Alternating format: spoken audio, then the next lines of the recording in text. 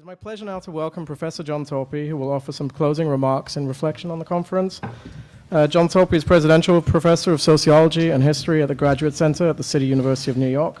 And since January 2014, he is the director of the Ralph Bunche Institute for International Studies at the Graduate Center.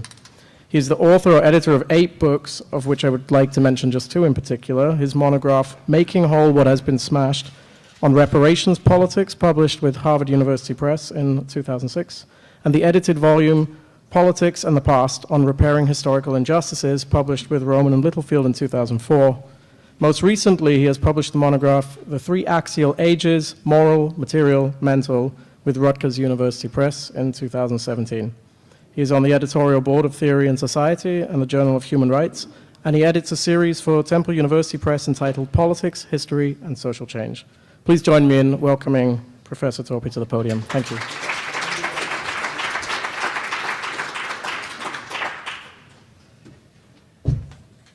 Thank you very much. It's difficult to be what stands between you and the reception, but I just wanted to say a few words, really basically of thanks, and to try to sum up some of my own reactions to what has been a terrific couple of days of discussion.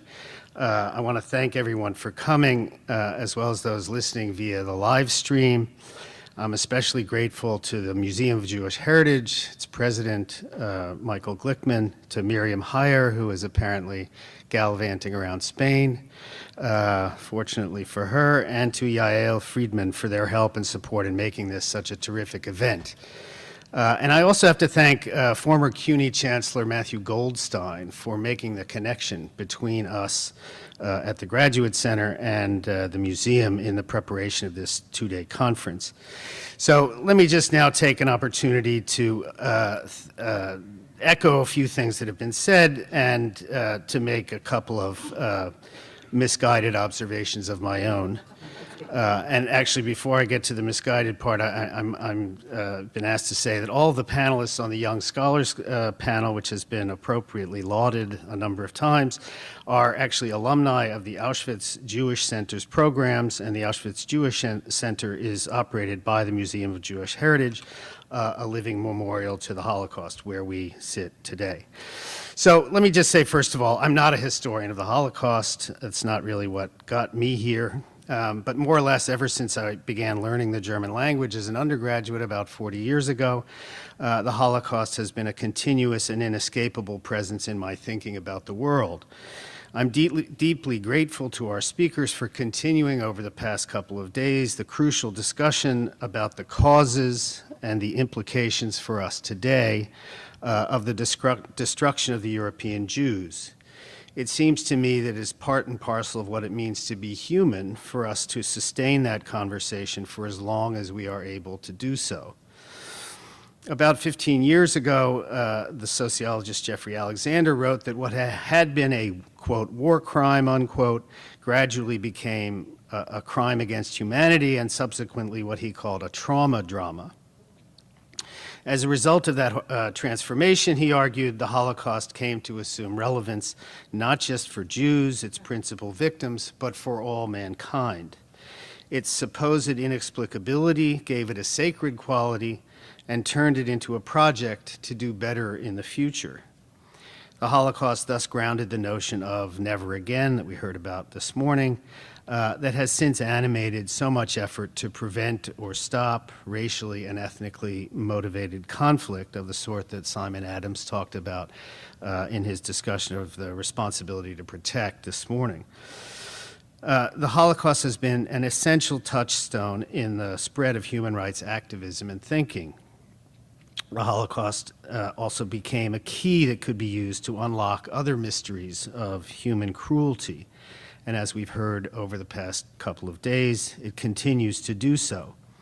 The Holocaust thus became essential to the problem of understanding what has been called man's inhumanity to man. The Holocaust also became part of the question of justice, as more and more people sought to understand how their experiences of atrocities were similar to or different from those of other groups.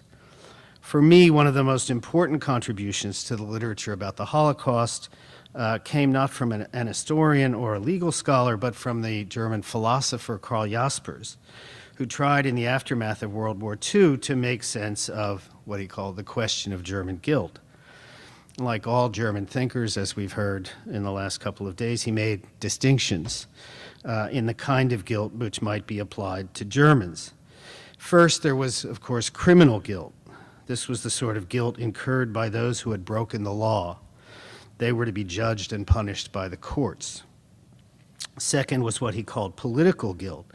Jaspers argued that everyone is responsible for the way they are ruled, even if they oppose the government in power. If they are so opposed, it is their responsibility to endeavor to change their government. Third is what he called moral guilt. One cannot simply say that orders are orders, according to Jaspers. One makes a decision in choosing to act this way or that way.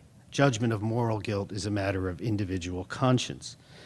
And then fourth, finally, Jaspers invokes the idea of metaphysical guilt. This is a product of the solidarity among human beings, as a result of which we bear a responsibility for the well-being of our fellow men and women.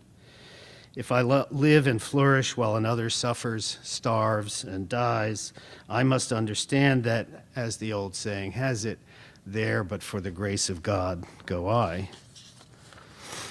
And despite its nuanced approach to the question of German guilt, it was not well received when it first appeared in 1946. Too many people did not want to accept their responsibility or their guilt. Ich war es nicht. Hitler ist es gewesen, people said. It wasn't me, it was Hitler. We can all understand the impulse to blame others for our mistakes and misdeeds. Eventually, however, Jaspers' book came to be regarded as a tempered exploration of the responsibility for the crimes of the Germans against the Jews, as well as a timeless reflection on the nature of human existence itself. And Jaspers' study of the question of German guilt, it seems to me, still speaks to all of us and raises questions about our responsibility to our fellow humans. We have heard over the past couple of days about the crimes of the Holocaust, as well as about those against other peoples, the Herero, the Armenians, indigenous peoples in the Americas and elsewhere, the African slaves brought to North America, and of course South America to the Americas. These peoples suffered various wrongs: genocide, colonial domination, enslavement, forced incorporation.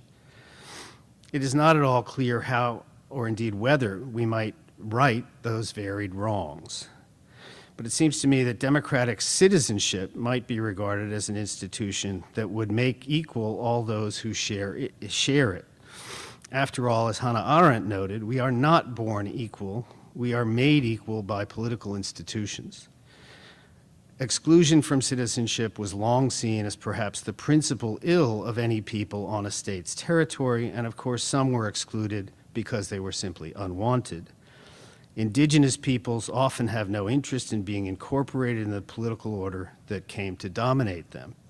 But for the rest, citizenship is the institution, it seems to me, that concretizes the obligations that Jaspers associated with the notion of metaphysical guilt, the obligation we share with our fellow human beings to strive together to make ourselves equal.